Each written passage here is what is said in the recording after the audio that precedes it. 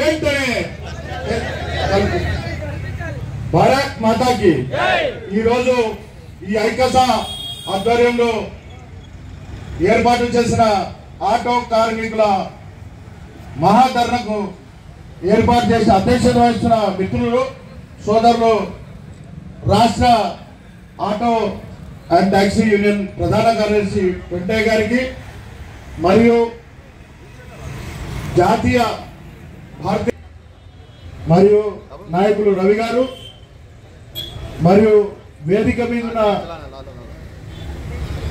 కొమరన్న గారు, శ్రీనివాస్ గారు, సయ్యద్ గారు, శ్రీనివాస్ గారు, సాయిల్ గారు, విక్రమ్ గారు, కిషన్ గారు,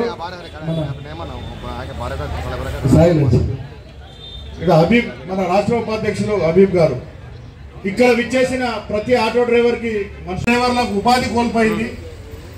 మనకు సంక్షేమ బోర్డు ప్రైవేట్ రవాణా కార్మికులకు సంక్షేమ బోర్డు ఏర్పాటు చేస్తున్నారు, అది కూడా ప్రభుత్వం చేయలేదు. మరియు 12,000 ఇస్తానది ప్రభుత్వం చేయలేదు. ఈఎస్ఐ పిఎఫ్ ఇస్తానది చేయలేదు.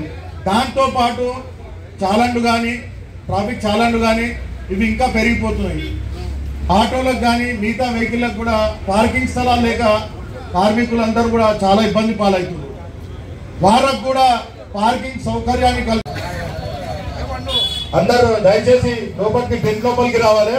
ఎక్కడ మధ్య మధ్యలో జాగుంది కూర్చోండి, లేకపోతే ముందర కూడా అవకాశం ఉందని కూర్చోండి దయచేసి.